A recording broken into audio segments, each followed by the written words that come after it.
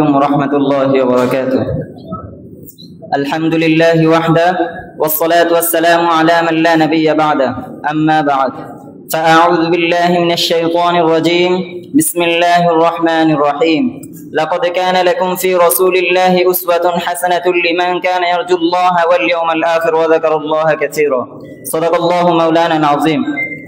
অধ্যকার জামিয়া আমদাদিয়া দাওয়া বিভাগ কর্তৃক আয়োজিত আজকের সিরাতুন নবী সাল্লাল্লাহু আলাইহি ওয়াসাল্লাম সেমিনারের সম্মানিত সভাপতি, সুবিজ্ঞ বিচারক মণ্ডলী, ফিতরাতুল্লাহ আসাতেজায়ে কেরাম এবং দূর দূরান্ত থেকে আগত ইলম পিপাসু ছাত্র ভাইরা, সবাইকে জানাই আমার পক্ষ থেকে আন্তরিক শুভেচ্ছা ও মোবারকবাদ। প্রিয় উপস্থিতি, আজকে আমার আলোচ্য বিষয় হচ্ছে জাতিসংঘের মানবাধিকার বনাম রাসূল করিম সাল্লাল্লাহু আলাইহি ওয়াসাল্লামের মানবাধিকার। মানবাধিকার কাকে বলে? মানবাধিকার হলো জাতি, ধর্ম, বর্ণ, শ্রেণী, লিঙ্গ, সামাজিক অবস্থা যে কোনো পার্থক্য নির্বিশেষে প্রত্যেক মানুষের এমন মৌলিক অধিকার যা তার জন্মসূত্রে অর্জিত হয়। প্রিয় উপস্থিতি, আমরা যদি সপ্তম ঈসাই শতাব্দীর শুরুতে ফিরে যাই তাহলে দেখা পাবো এমন এক অনুপম মহামানবের, যিনি নর নারী তথা সকল মানবের প্রকৃত মর্যাদা প্রতিষ্ঠিত করে বিশ্ববাসীর সামনে হাজির করেছিলেন মানবাধিকারের সর্বজনীন রূপরেখা। তিনি ছিলেন বিশ্ব মানবতার মুক্তির দূত হযরত মুহাম্মদ সাল্লাল্লাহু আলাইহি ওয়াসাল্লাম। তিনি ছিলেন সর্বশ্রেষ্ঠ মহামানব এবং সর্বশেষ নবী ও রাসূল। তিনি ছিলেন জগতের সবার জন্য মডেল এবং উসওয়ায়ে হাসানা। তিনি প্রমাণ করেছিলেন তার দেওয়া কর্মলাই দিতে পারে জগৎকে শান্তি, সফলতা ও মুক্তি।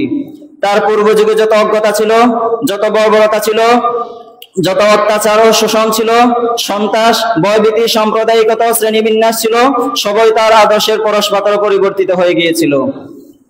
রাসূল করিম সাল্লাল্লাহু আলাইহি ওয়াসাল্লামের মানবাধিকার।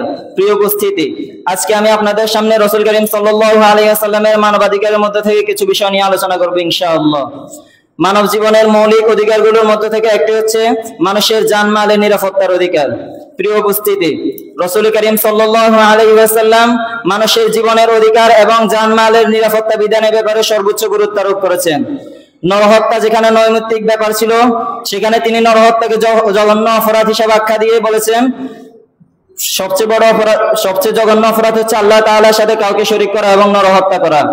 সংখ্যালঘুদের ব্যাপারে তিনি বলেছেন কোন মুআহাদ তথা মুসলিম রাষ্ট্র অবস্থানরত চুক্তিবদ্ধ মুসলিমকে হত্যাকারী জান্নাতের ঘ্রাণও পাবে না, যদিও জান্নাতের ঘ্রাণ 40 বছরের দূরত্ব থেকে পাওয়া যায়। বিদায় হজ্জের ঐতিহাসিক ভাষণ, যাকে মানবাধিকারের আদি সনদ হিসেবে চিহ্নিত করা হয়, সেই ভাষণে তিনি সবাইকে সম্বোধন করে বলেছিলেন, নিশ্চয় তোমাদের পরস্পরের জীবন, সম্পদ, সম্ভ্রম তোমাদের অবৈধ হস্তক্ষেপ থেকে পবিত্র, যেমনিভাবে তোমাদের জন্য পবিত্র তোমাদের এই দিন, এই মাসে, এই শহরে।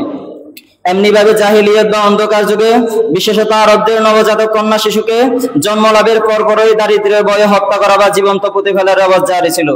রাসূল করিম সাল্লাল্লাহু আলাইহি ওয়াসাল্লাম ইসলামী সমাজে শিশু হত্যার এই জঘন্য প্রবণতাকে দণ্ডযোগ্য অপরাধ ঘোষণা করে শিশুদের জীবনের অধিকার ও নিরাপত্তা নিশ্চিত করেছেন। স্বাধীনভাবে চলাচল, বসবাস, রাজনৈতিক আশ্রয় এবং নাগরিকত্ব লাভের ব্যাপারে রাসূল করিম সাল্লাল্লাহু আলাইহি ওয়াসাল্লামের মানবাধিকার। প্রিয় উপস্থিতি, রাসূল করিম সাল্লাল্লাহু আলাইহি ওয়াসাল্লাম কর্তৃক প্রবর্তিত রাষ্ট্র ব্যবস্থা রাষ্ট্রের প্রতিটি নাগরিককে রাষ্ট্রের যে কোনো স্থানে স্বাধীনভাবে চলাচল ও বসবাসের অধিকার প্রদান করেছে। একইভাবে স্বাভাবিক পরিস্থিতিতে রাষ্ট্রের বাইরে যাওয়া এবং অন্য রাষ্ট্রে বসবাসের অধিকারও সকল নাগরিককে দেওয়া হয়েছিল।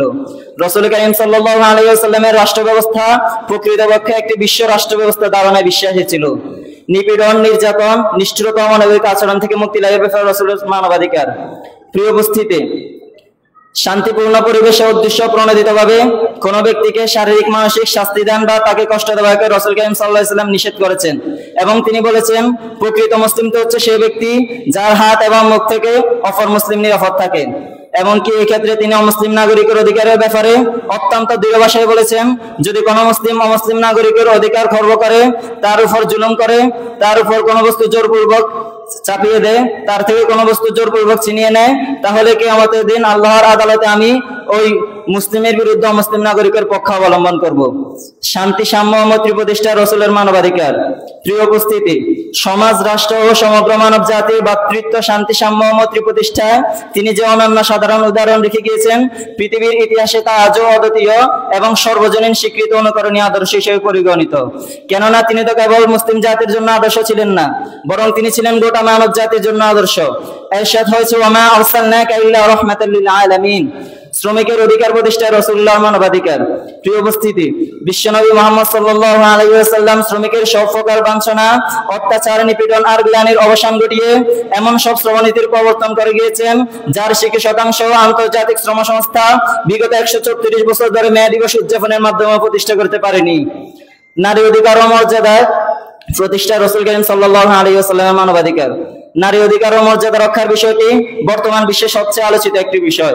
প্রিয় উপস্থিতি, মানব সভ্যতার ইতিহাসে নারীর অধিকার ও মর্যাদার জন্য যে ব্যক্তি সর্বপ্রথম সোচ্চার হয়ে ওঠেন, নারীকে সংসার ও সামাজিক জীবনে অপরিহার্য অংশ হিসেবে যে ব্যক্তি সর্বপ্রথম স্বীকৃতি প্রদান করেন, পারিবারিক ও সামাজিক জীবনে নারীর অধিকার পরিপূর্ণ আকারে যিনি প্রথম প্রতিষ্ঠা করেছিলেন, তিনি হলেন আমাদের প্রিয় নবী হযরত মুহাম্মদ সাল্লাল্লাহু আলাইহি ওয়াসাল্লাম। তিনি বলেছেন, পুরুষদের জন্য দুনিয়ার সবচেয়ে বড় নিয়ামত হচ্ছে উত্তম স্ত্রী। জাতিসংঘের মানবাধিকার। প্রিয় উপস্থিতি, দ্বিতীয় বিশ্বযুদ্ধের পর 1948 সালে বিশ্বের ক্ষমতাধর রাষ্ট্রসমূহ একত্রিত হয়ে বিশ্বে শান্তি প্রতিষ্ঠার নাম দিয়ে একটি ঘোষণাপত্র প্রকাশ করে এবং সেটাকে মানবাধিকার ঘোষণাপত্র নামে আখ্যা দেওয়া হয়। তাদের এই ঘোষণাপত্র ছিল সম্পূর্ণ মন গড়া এবং প্রবৃত্তির চাহিদা মাত্র। তারা তাদের এই ঘোষণাপত্রের মাধ্যমে সকল ক্ষমতার উচ্চ জনগণকে নির্ধারণ করেছিল, কিন্তু আমরা দেখেছি তারা তাদের এই ঘোষণাপত্রের মাধ্যমে বিশ্বে শান্তি প্রতিষ্ঠা এবং জনগণের প্রকৃত অধিকার ফিরিয়ে দেওয়ার পরিবর্তে জনগণের অধিকার হরণের কৌশল করেছিল। আমরা দেখেছি জাতিসংঘের এই মানবাধিকার মুসলমানদেরকে অধিকার এবং সম্মান ফিরিয়ে দেওয়ার পরিবর্তে মুসলমানদেরকে জঙ্গি বানিয়ে দিয়েছে।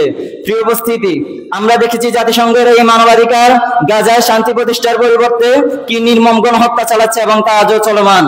আমরা দেখেছি জাতিসংঘের এই মানবাধিকার নারীদের অধিকার, মর্যাদা এবং সম্মান ফিরিয়ে দেওয়ার পরিবর্তে নারীদেরকে নগ্ন পোশাকে রাস্তায় নামিয়েছে। আমরা দেখেছি জাতিসংঘের এই মানবাধিকার নারীদেরকে পণ্যে রূপান্তরিত করেছে। বিশ্বের ইতিহাসে এমন কোন উদাহরণ পাওয়া যাবে না যে জাতিসংঘের মানবাধিকার অনুসরণ করে রাষ্ট্রে শান্তি প্রতিষ্ঠা করতে পেরেছিল। এমন কোন উদাহরণ পাওয়া যাবে না যে রাসূল করিম সাল্লাল্লাহু আলাইহি ওয়াসাল্লামের মানবাধিকার অনুসরণ করে রাষ্ট্রে শান্তি প্রতিষ্ঠা করতে পারে নাই। প্রিয় উপস্থিতি, ইতিমধ্যে আমরা দেখেছি আমাদের রাষ্ট্রেও মানবাধিকারের নামে বন্ডামি করার জন্য একটি অফিস খোলা হয়েছে। আমি স্পষ্টভাবে বলতে চাই, যদি আমরা সকলে ঐক্যবদ্ধভাবে অফিসকে চিরতরে উৎখাত করে দিতে না পারি, তাহলে আগামী 30 থেকে 40 বছরে বাংলাদেশ ও ফিলিস্তিনে রূপান্তরিত হবে। প্রিয় উপস্থিতি, সুতরাং রাসূল করিম সাল্লাল্লাহু আলাইহি ওয়াসাল্লাম যে জীবন দর্শন, মানবিক মর্যাদার রূপরেখা, মানবাধিকারের পরিধীয় সীমা নির্ধারণ করেছেন, তা আল্লাহ তাআলার অনুমোদিত জীবন বিধান।